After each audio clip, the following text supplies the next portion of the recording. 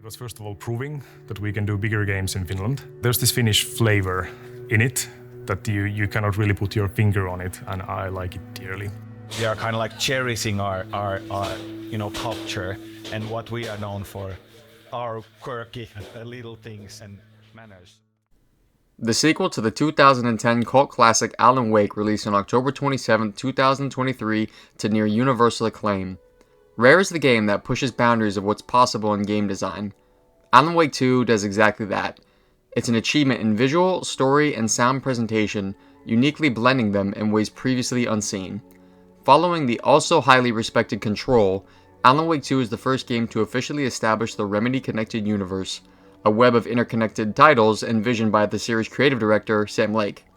With remakes planned for Max Payne 1 and 2, more Alan Wake expansions, an untitled multiplayer project, and plans for their next main title, Remedy Entertainment is absolutely on fire, and their namesake is starting to be grouped with the industry's most prestigious studios. Much like CD Projekt Red is an exemplar of Polish cultural achievement in game design, Remedy has taken up a similar mantle for Finland. My goal for this video is to show examples of, and discuss how, Remedy celebrates aspects of Finnish culture in Alan Wake 2. And don't worry, I won't be discussing any plot spoilers. Now, some gameplay and locations will be shown in the B-roll, so if you're sensitive to that kind of thing, please save this video and come back when you're ready. Or, if you want, you can just listen and not pay attention to the visuals. Either way, I'll be right here. Now, if we start with basic elements of the environment, this already gives us quite a lot to unpack. One of the more prominent inspirations for the Alan Wake games is Twin Peaks, and so naturally, these games take place in fictionalized areas of Washington State. That said, my suspicion is that this setting doubly serves as a way for Remedy to create environments closely resembling their homeland. Finland is a heavily wooded nation with many lakes, mountains, and rivers. I highly recommend some light googling here. It's a really gorgeous place. This aesthetic and style is felt all over the game in areas such as Cauldron Lake, for instance, but the stunning scenery is always contrasted by a dark atmosphere that inherently feels unforgiving, you might say, both narratively and physically in the environment. I think this is indicative of the notoriously long and dark winters that Finland has. Now, most of us take daylight for granted, but for the Finnish people, I would guess that the little amount of sunlight they get during the winter is absolutely precious and to be valued. Continuing with that idea, it could be telling that in both Alan Wake games, light as a concept is a central motif. It's portrayed through story and gameplay mechanics as a kind of scarce commodity and a valuable resource, a form of protection, you might say. For instance, the flashlight makes enemies vulnerable. Streetlights or powered lit cabins are rare and they act as safe havens for the player. Now, also in a nod to the log lady from Twin Peaks, one character always carries a lamp with her at all times. Now, in the Alan Wake franchise, hell, actually in the entire Remedy-connected universe, no location pays homage to Finnish culture quite like the region of Watery in Alan Wake 2. Watery shares a lot of similarities with the real-life town of Astoria in Oregon. They were both small villages relying on fishing for survival ever since the local lumber mills closed down, but more importantly, they both have large Finnish populations. Circling this back to the main idea, Finland's extensive coastline and forests make fishing and logging inherently important industries for the country. While Watery fits right in with the Washington State setting in-game, it definitely feels like a recreation of the many fishing communities located in Finland, at least to me. The local club for the Finnish people in the town of Watery, called Suomi Hall, that actually exists as a place in the real-world town of Astoria. In-game, it's complete with Ati the janitor, a fan favorite, singing folk songs, and Karelian pies are scattered across the tables. It's pretty cool. Now, you know what shouldn't be watery? Coffee. I agree, Ilmo. A perfect morning for me to drink this coffee I'm holding. Oh shit, this coffee is shit. Sorry about that. Had to do it. Anyway, did you know that most years Finland consumes more coffee per person than any other nation? The average person drinks about 4 cups per day, and just down the road from Watery in the game is an entire theme park literally called Coffee World. Coffee is prominently featured throughout both the games actually. The first game, famously, has thermoses for the player to collect. And this time around, drinking from these thermoses in the safe houses is how you save the game. I especially love this shot of Saga and Alex Casey, who I should mention is played by Sam Lake, sipping from their mugs in unison.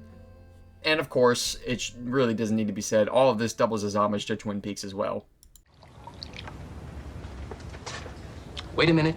Wait a minute.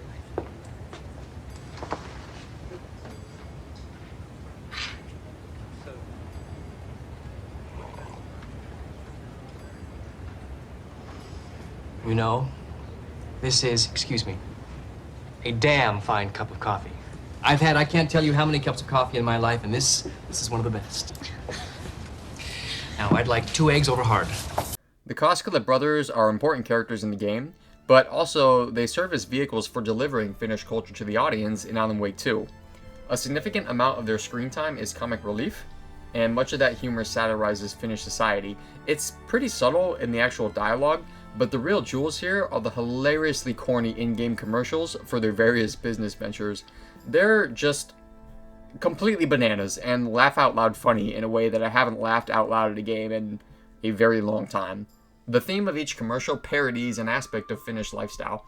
There's one for coffee, there's one for drinking beer, there's one for summer cabin culture, outdoorsmanship, and a few others. If you don't find them all in your playthrough, I recommend seeking them out on YouTube. They're definitely worth a few good chuckles. Wolverine with Ahmavir.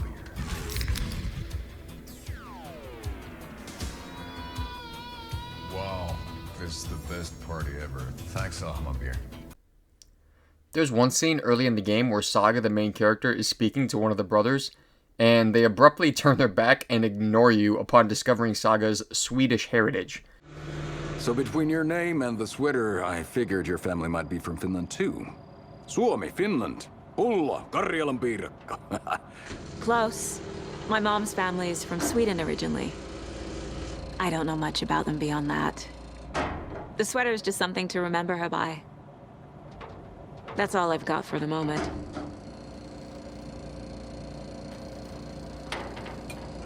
You know, this isn't actually the only joke touching on cultural tensions around the Nordic belt. Of course, I know these aren't meant to be taken seriously. Remedy is just poking fun at old, antiquated prejudices in a very light-hearted and tasteful way. Hello there. Saga Anderson. Eipä siinä. Name won't make the man worse. Even a Swedish name. I'm Ahti. Thank goodness Blum took the hammer away from him. It's not Tor's hammer, no matter what he keeps saying. Blum has his moments, even if he is a Russian. Andy May, you can't say stuff like that. So hey, hopefully I've helped expose some of the aspects of Finnish culture permeating Alan Wake 2, both celebrated and, at times, parodied. There's a lake of things I didn't touch on. Well, no, actually, it's not a lake, it's an ocean. For instance, Saga wears traditional Nordic sweater, multiple in-game similarities to the Finnish Midsummer Festival, and someone much more qualified than me could make an entire video on the influence of Finnish music. I really didn't want to go too deep because this game is truly special and it would be a disservice to ruin everything for you, and I really do think that you should experience it on your own if you're interested.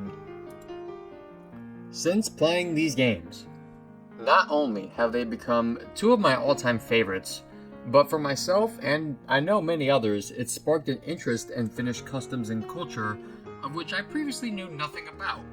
Think about that.